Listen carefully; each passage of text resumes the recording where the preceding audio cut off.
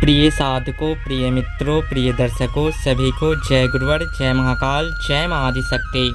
आप सभी साधक प्रेमियों का मेरे YouTube चैनल छत्तीसगढ़ी टोना मंत्र में स्वागत है। आज सभी साधकों के समकक्ष, सभी अघोर साधकों के समकक्ष आज महातंत्र जगत का बहुत ही बहुमूल्य ज्ञान प्रस्तुत करने जा रहा हूँ। आज का ऐसा ज्ञान है जो अति दुर्लभतम है। ऐसा ज्ञान आपको कहीं भी प्राप्त नहीं होगा, जो गुरु शिष्य परंपरा के अनुसार है, गुरुमुखी है, छत्तीसगढ़ी ग्रामीण महातंत्र प्रयोग और हर षष्ठ कर्मों को करने का आज महालौकिक ज्ञान देने जा रहा हूँ। होलिका उत्सव अघोर साधकों के लिए बहुत ही विशेष महत्वपूर्ण होता है। तो आज होलिका दहन की हार्दिक शुभकामनाएं आप सभी साधकों को। आज का यह ज्ञान आत्मसात करके तंत्र जगत का सम्राट एवं तंत्र शिरोमणि बन सकते हैं। आज का जो महत्वपूर्ण ज्ञान है, होलिका का जो राख होता है उसका अनंत प्रयोग होता है। मारन मोहन, विद्वेषण, उच्चाटन, शांति क्रम, सिद्ध क्रम एवं आरोग्य किसी प्रकार के रोगों को जड़ से खत्म करने के लिए बहुत ही बेहद महत्वपूर्ण औषधि है। जैसा कि किसी को चमर रोग ना हो, किसी प्रकार का घाव, फोड़ा, फुंसी, कैंसर इत्यादि यहाँ तक ना हो, उसके लिए भी उस राख का प्रयोग किया जाता है। कैसे किया जाता है, इन सभी क्रियाओं पे हम बात करेंगे।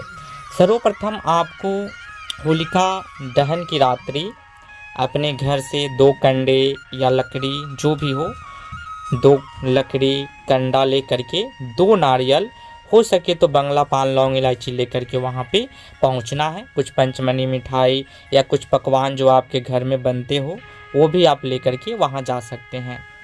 वहाँ जाने के बाद आपको बंगला पान, लौंग, इलायची होलिका के बाहर में सजा देना है। पंचमनी मिठाई रखे रहना है। जब होलिका प्रज्वलित हो तो उसमें अपना लकड़ी और 1 नारियल और पंचमनी मिठाई आपको रखना है। 1 नारियल अपने साथ बचा करके रखना है।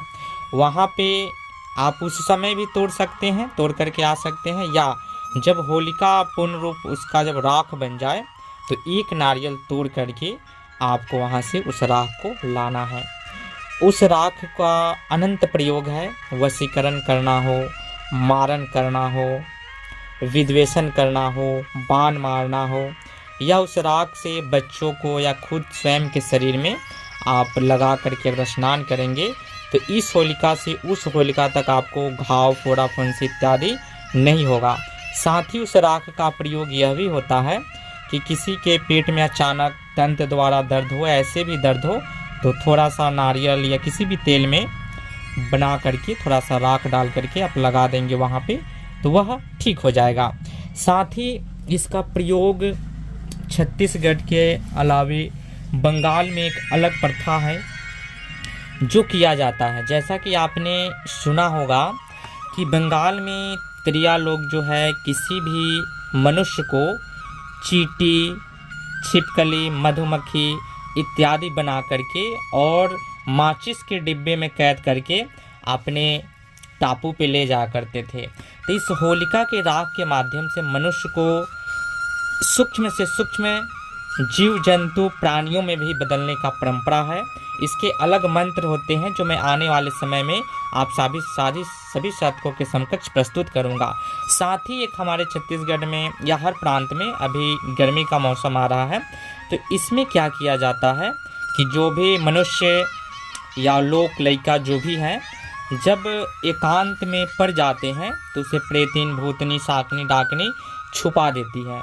यानी कि किसी भी वृक्ष में सूक्ष्म से सूक्ष्म अवस्था करके लघु रूप, जिस प्रकार हनुमान जी लघु रूप धारण करते हैं, एकदम सूक्ष्म हो जाते हैं, उसी प्रकार से प्रेतिन, भूतनी, शाकनी, डाकनी, यह जो स्त्री वर्ग की जो भी इतर योनि की शक्तियाँ होती है, वह जो है मनुष्यों को किसी भी वृक्ष में, चींटियों के बिल में कहीं भी छुपा देता है, जिसका आवाज़ आप तक नहीं पहुँचता है। फिर उसे भी लाने के लिए जो ओझा बैगा तांत्रिक होते हैं तो कुछ क्रिया करते हैं जिसके माध्यम से वो आ जाता है। लेकिन आप किसी भी क्रिया को नहीं जानते हैं और होलिका का राख है और आपको ज्ञात है कि हमारे गांव में इन जगहों पे प्रेतिन होती है, प्रेतिन दाई या भूतनी है, या कोई बड़ा विशालकाय वट का वृक्ष हो, पीपल का वृक्ष हो, तो वहाँ पे ये यूं ही आप जा करके अगर छींट देंगे तो अगर वो सूक्ष्म स्वरूप में है तो वो फिर अपने लघु रूप में या अपने स्वरूप में आ जाएगा।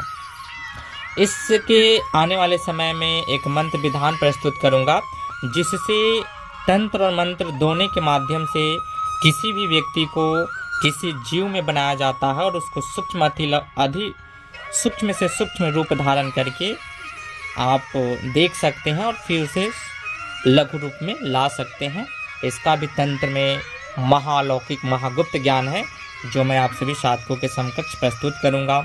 जब भी आपको बाण मारना हो या मारन करना हो, विद्वेषण उच्चाटन करना हो, तो कारी पीड़ी चावल जैसा कि हमने बताते हैं कि वशीकरण के लिए अकाट है, मारन के लिए अकाट है, उसी प्रकार होलिका की जो राख है, आप वो राख है तो उसके माध्यम से मंत्र को पढ़ करके और जब बाण छोड़ेंगे या मारन इत्यादि क्रियाओं करेंगे तो कभी भी निष्फल नहीं जाएगा, वह अकाट्य हो जाता है।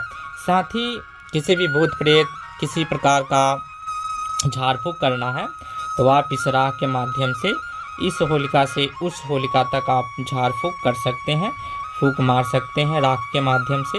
इस राख को आप खाने के लिए भी दे सकते हैं, वशीकरण इत्यादि में बना करके मिला करके, या किसी असाध्य रोग में जैसे कि पेट इत्यादि, कलेजा, पेट, उदर की अवस्थाओं में जब चौकी किसी भी भूत प्रेत या किसी भी देवी देवताओं को बैठाया जाता है तो इस राख को हमारे किसी भी सर्व प्रकार के काटनी मंत्र से आप पढ़ करके देंगे तो उसकी शक्ति का जो क्रिया है वो निष्क्रिय हो जाएगा, निस्तेज हो जाएगा। तो अनंत प्रयोग हैं इस राख के। यह राख ओनली वन है, वशीकरण भी इसका काट्य होता है, इसलिए इस राख को निमंत्रण दे करके खाली हाथ नहीं लाए, वहाँ पे एक नारियल तोड़ करके उस राख को लेकर लाल पुटरी में बांध करके रखें। और जब जब मैं अनंत प्रयोग के लिए बताया हूँ जिसमें कारी पीड़ी चावल वो आपके पास नहीं है तो उसमें इस राख का प्रयोग कर सकते हैं। साथ ही मैं आने वाले समय में जो अनंत प्रयोग बताऊंगा उसमें इस राख का प्रयोग करना है।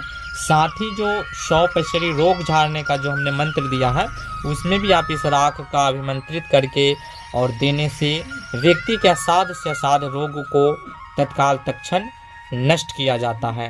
तो इतना महत्वपूर्ण यह होलिका का राख है जिसमें होलिका स्वयं मरी थी। तो यह बहुत ही महातंत्र प्रयोग है, इसे आवश्यक सभी साधक जिन साधकों से बन जाए वह अपने पास जरूर रखें। फिर इसके अनंत प्रयोग मैं बताऊंगा और कुछ गुप्त मंत्र भी बताऊंगा जिसके माध्यम से अनंत चमत्कारों को रूपांतरित किया जाता है। तो फिर मिलेंगे नेक्स्ट वीडियो में गुप्त जानकारी के साथ। बने रहे हमारे यूट्यूब चैनल के साथ, तब तक के लिए विदा लेते हैं।